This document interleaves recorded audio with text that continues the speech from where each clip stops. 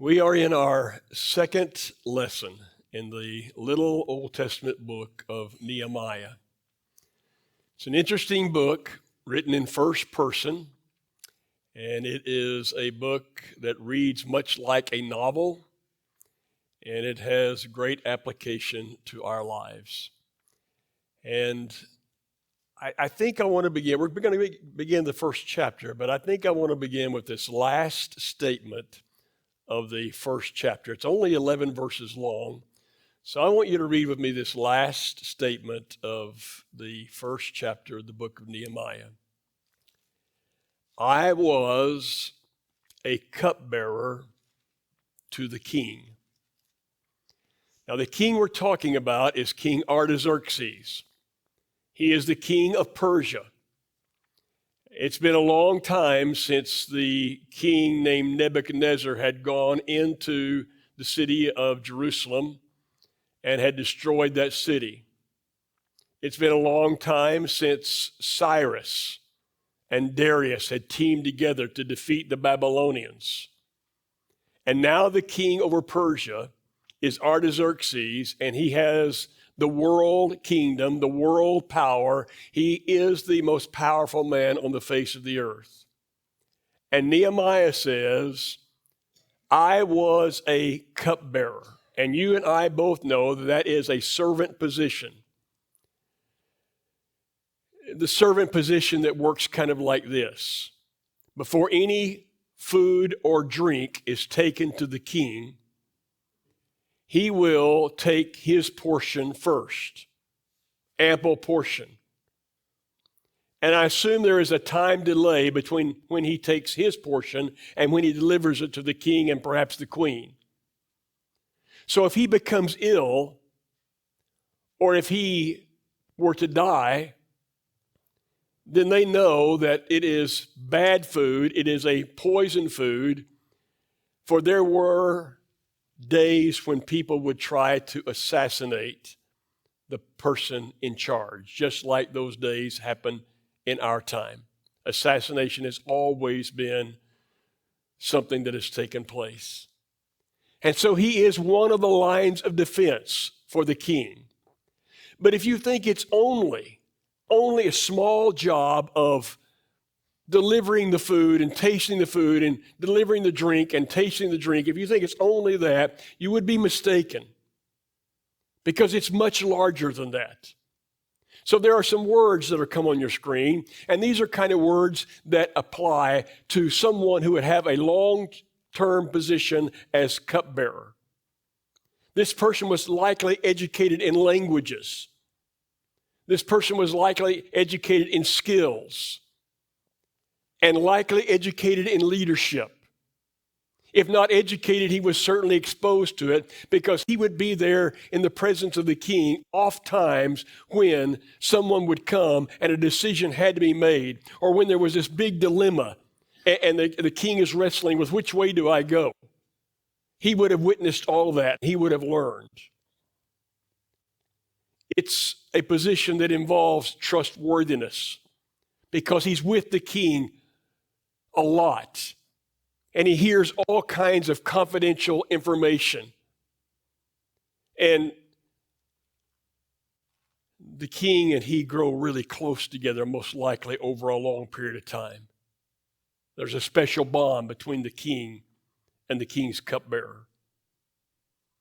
It's even a position of influence. Influence, at least in this direction. There were a lot of people who would come to a cupbearer, and they would maybe even try to bribe the cupbearer and say, would you slip this note to the king? Or would you put in a good word with the king? Or could you tell me exactly what the king is thinking about this or about that? And it was a position that was highly favored or honored. Because just imagine, everywhere the king goes, he goes. On all the trips, he gets to go. Don't you think he is arrayed in royal clothing? Don't you think he is groomed so very, very well? So the cupbearer has a really good job. And Nehemiah says, that's what I was. I was a cupbearer. Now, you go back And you begin the chapter in verse 1, and you're going to find the story begins with a visit. There's going to be a visit that takes place. And this one little tiny visit sets the tone for this entire book. It sets the tone for the entire book. So read with me in verses 1 and 2 as we look into the book of Nehemiah. Now, by the way, I know that going through this particular book is different than going through any other book I could choose. It's different. So the lessons are delivered a little differently. And to break up a novel in 20-minute segments is not all that easy. So you kind of have to bear with me. In fact, Burke had more slides to put together this week than by far normal. Here's how it starts. The words of Nehemiah, the son of Hakaliah, in the month of Kislev. And that little phrase, in the month of Kislev, will be important to our story. In the 20th year, while I was in the citadel at Susa, I was in the stronghold of Susa, Hananiah, one of my brothers, I assume he's talking about a fleshly brother. Hananiah, my brother, came from Judah with some other men. And Nehemiah has two questions for his brother. Two prominent questions. I question them about the Jewish remnant that had survived the exile. That's question number one. Now, if you were here last week, you know what we're talking about. If you can remember last week, okay? But when Cyrus finally became king over Persia and united with the Medes, they went into Babylon. These Jews had been in Babylonian captivity for 70 years. And God had put on Cyrus's heart, after he defeated the Babylonians, that he would let these people of God return to the province and return to Jerusalem. Ezra was one that went back and rebuilt the temple there. But not everyone went back. Nehemiah didn't get to go back. He had a job that would not let him go back. There were others that probably had families and have situations where they just couldn't pick up and move back to this city of Jerusalem and to the province of Judah. But some did. And Nehemiah is asking the question of his brother, what about our people who have gone back home? That's the way he would say it. What about our people who have gone back home? The ones who got to get back to where we belong. And I question him also, question number 2, about Jerusalem. I question about Jerusalem. Now, Jerusalem, in the heart of every Jew, is a very special place. Because they still remember back when King David would go over to the Jebusites and steal that city away. He'd conquer that city, and he made it his capital city. And they still remember that it was King David who went and got the Ark of the Covenant and finally brought it back to Jerusalem. And they still remember how Solomon, according to the instruction of David, would build this magnificent temple for God. And thus Jerusalem became the center of all of their worship, their holy days. And so in the heart of a Jew, Jerusalem was so very special. Hananiah, what's going on with our people who've gone back? And Hananiah, what's going on with our city?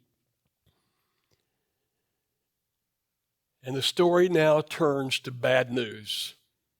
Bad news. I don't know if you caught the title. I didn't say anything about the title as I first put it up this morning.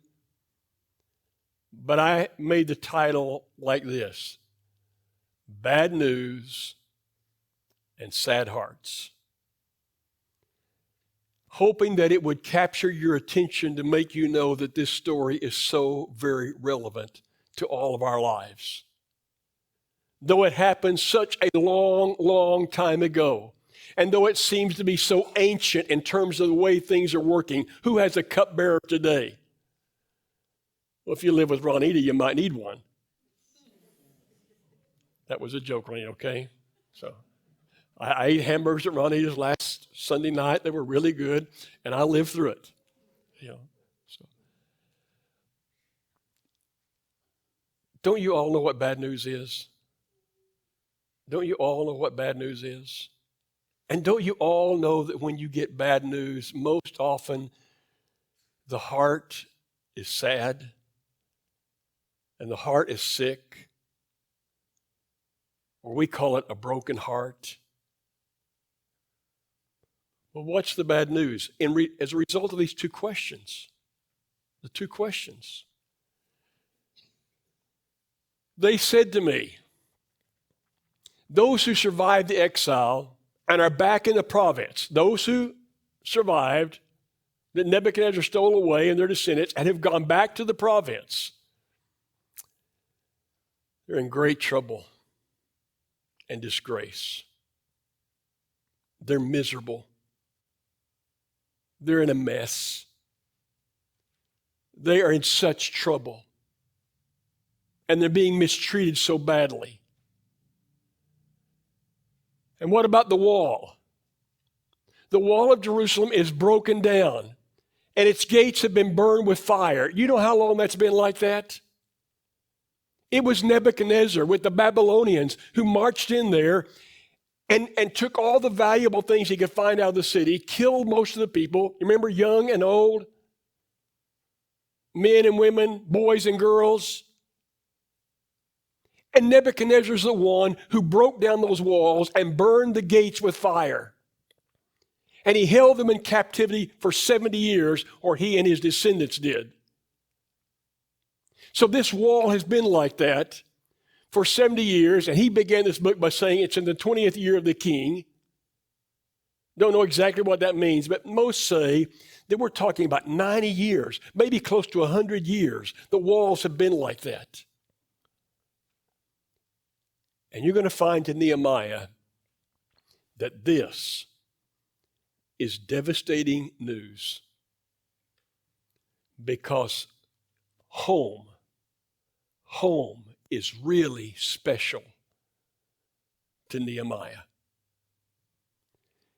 He hasn't gotten to go back, but it's much like the remembrance of Daniel. He never got Jerusalem out of his mind. He never got home out of his heart. And he may have been forced to live in another place, but when he hears this news, it's bad news. It's just bad news. Now, I want you to think for a moment about your bad news days. I want you to think about it. Was it this last week you got bad news? Or has it been in the last couple of weeks? Or was it the last 6 months? You got really bad news. Maybe you were kind of expecting it, and maybe you weren't expecting it at all. But when you get really bad news, again, your heart is broken. And worry and anxiety begin to increase. And tears are involved. And your stress goes up, and your anxiety goes up, and maybe your blood pressure goes up. Is that making sense to any of you? Bad news days. It may be about news of a grandchild. It may have something to do with your child. It may have something to do with the doctor calling. It may have something to do with the situation our nation is in, or our city is in, or our church is in. But bad news comes, and you have these effects of it. I've long said this. I've taught this principle for years and years about stress. Everybody has stress. You can't get by without it. But I have learned that two things really increase stress in one's life. One is indecision. That's why I've learned to make decisions more quickly and sometimes too quickly. Because indecision increases the turmoil inside of my life. Should I buy or should I not buy? Should I sell or should I not sell? Should I go here or stay here? And it goes on and on and on. I can't make up my mind. And the more I can't make up my mind, I'm wrestling with the decision, the more turmoil goes on in my life and stress increases.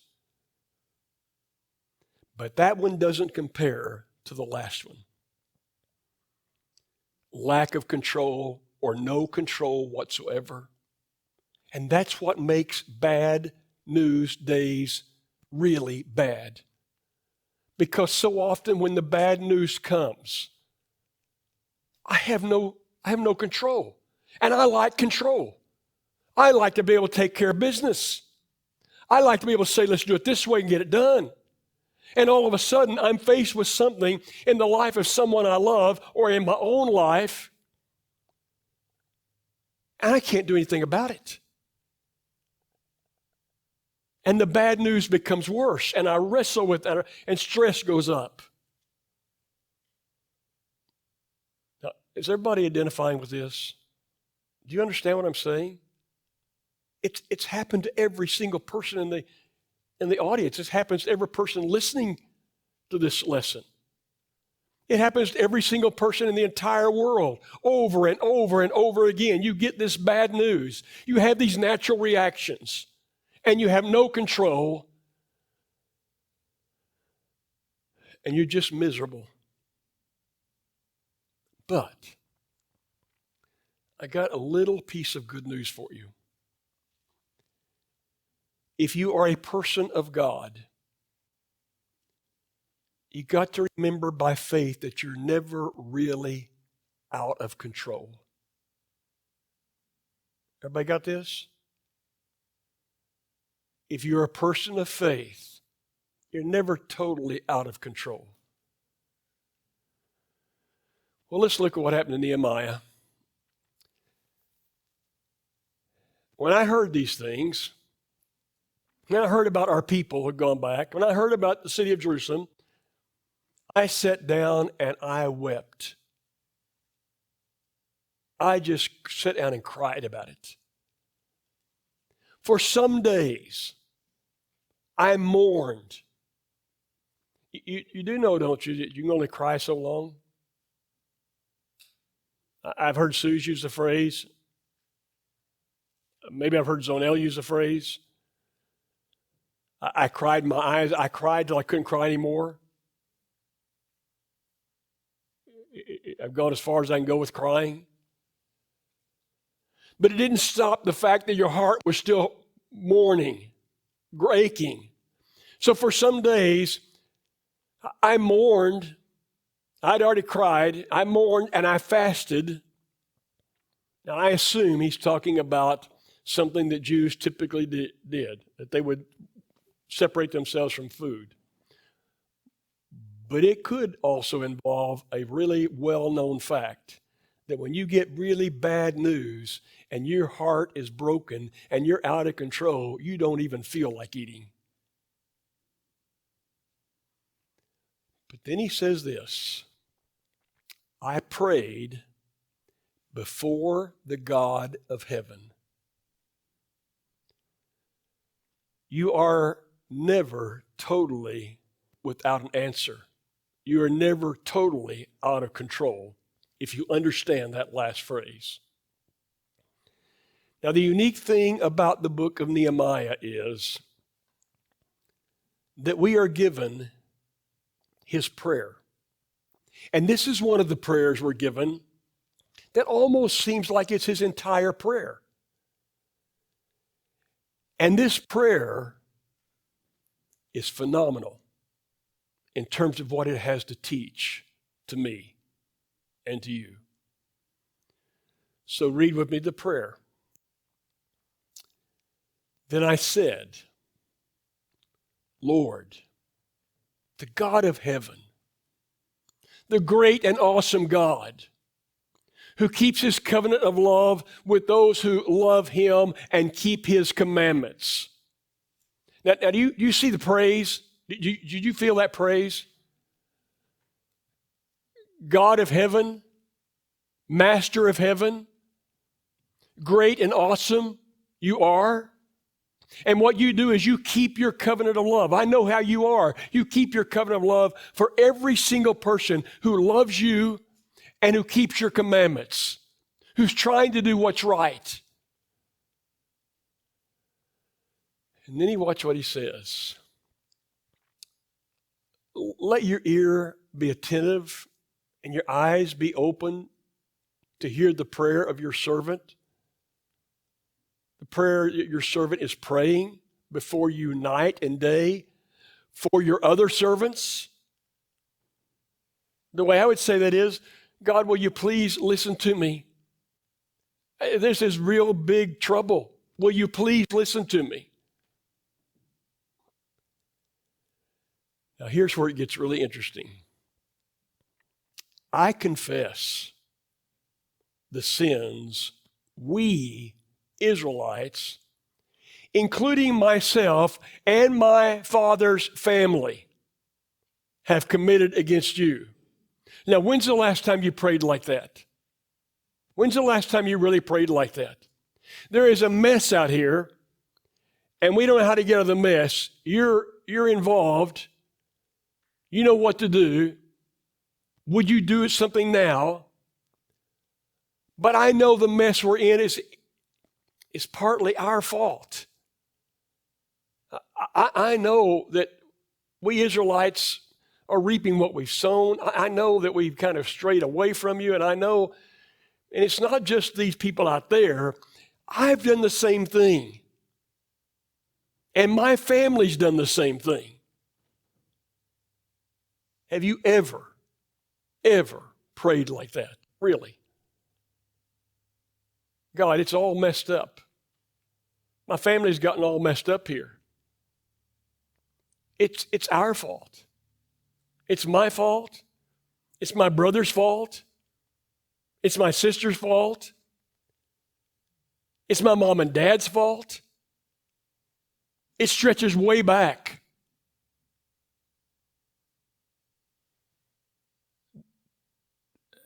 It's just amazing to me.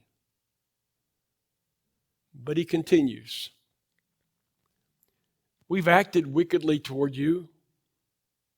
We've not obeyed the commands, the decrees, and the laws you gave to your servant Moses. Now, can't we all talk like that? Can't we all say that? There are times we just haven't done it right. We just haven't. And he continues. But remember, God, the instruction you gave to your servant Moses, saying, if you're going to be unfaithful, if you are unfaithful, I will scatter you among the nations. This is what you told us. You told us up front what it was going to be like. You told us up front, if we walked away from you, you would scatter us. Now, you have to remember last week, and I know you can't, but that last king over Judah before Nebuchadnezzar came was named Zedekiah. And remember how he acted? He was puffed up, and he was arrogant, and he was prideful, and he would not listen to Jeremiah the prophet. And he even became prideful and obstinate toward Nebuchadnezzar, the giant power. And the priests therefore became wicked and corrupt, and everybody else became wicked and corrupt. And he says, you told us. You told us. We didn't listen. You told us you would scatter us among the nations. But you also said something else. You said, but if you will return. Now, this is really important. Even if you've been scattered, you told us if you would return and obey my commands, even if you have been exiled to the farthest horizon, even if you're so far gone, if you will return, you promised you would gather them from there, from that place, and bring them to the place I've chosen as a dwelling for my name. Now he's talking about in the Old Testament, you promised you'd take them back to Jerusalem. If they would return, you bring them back to you. For us, it's a much better formula. For us, it's a much better formula. Because it's no longer about Jerusalem. It's no longer about a temple. It's no longer about holy days and all that kind of stuff. It's a matter of you looking to God through his son Jesus. And we get exiled, don't we? Don't we tend to wander away? And sometimes we're so far away from God, we think, don't talk to me about it anymore because I could never get back. Oh, yes, you can. Oh, yes, you can. Because this God, you got to remember this, has never changed one tiny bit. He's the same today as he was yesterday, and he'll be the same tomorrow. Nothing changes with God. And he's a gracious God who says, I don't care how far you've gotten away, you just come back. And you start obeying me again, and you start loving me again.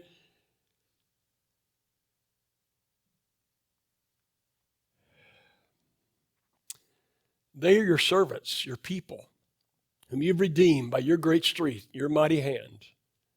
And so now finally this. He says, will you hear the prayer that this your servant is praying to you? And will you grant me favor to the king? Now you won't know what the favor is he's asking from the king till next week. You won't know that till next week. But what I want you to see this week is he gets really bad news. His heart is broken. And he doesn't know but one option.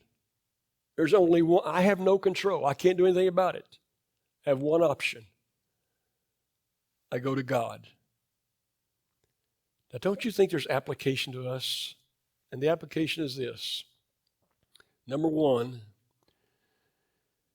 bad news days will never stop coming. They're never going to stop coming. Do you understand that?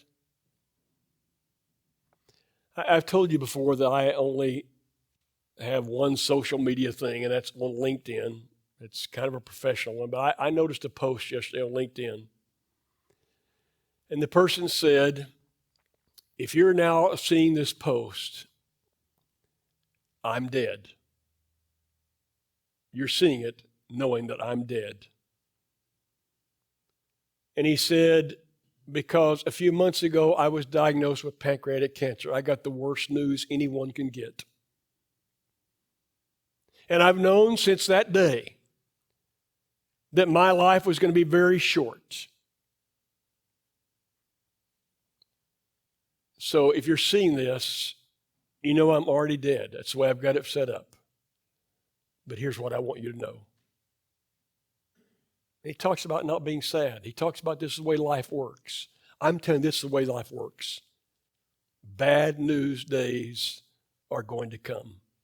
You're always going to have them. And many of those days will be days where you feel like and know like, I have no control. There's nothing I can do except weather the storm. Well, it's not exactly true, because here's the other application.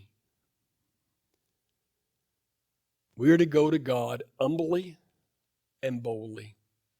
And I know what you're going to say. I know you're going to say, well, I've done that and it didn't work. And you hold on to next week. You hold on to next week and watch what happens in this story. Because it's the kind of story you can hardly, once you start reading, hardly set it aside, because you want to find out the next little thing that's going to happen. But we are to go to God in great humility. I have sinned. My family's sinned. We've all sinned. We've made such a mess. You can't say that without a deep, deep feeling of humility. And you go to God boldly. I would have added the word expectantly, because you're going to find next week that he is going to God not only humbly and boldly, but with great expectation. But you're also going, let me give you a little hint, you're also going to find many months are going to pass. And he's keep begging God, and it feels like there's no answer, there's no answer, there's no answer. Many months are going to pass. You go to God humbly and boldly and with great expectation. And we get to do that all the time. And you know why we do it with boldness? Because when Jesus came, he opened the opportunity for us to walk right into the throne room of God and present our requests. And the writer of the New Testament will say, one of the writers will say, you go boldly. You go before God and you proclaim in the name of Jesus what you need. And you expect God to watch out for you. So that's why we know that things are always going to work out.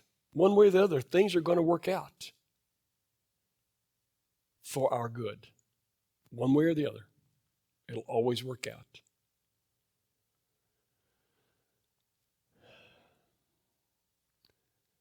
So we get to take the Lord's Supper this morning. We have it far better than Nehemiah had it in our relationship with God. Because through Jesus, it's an open door. It's an open door.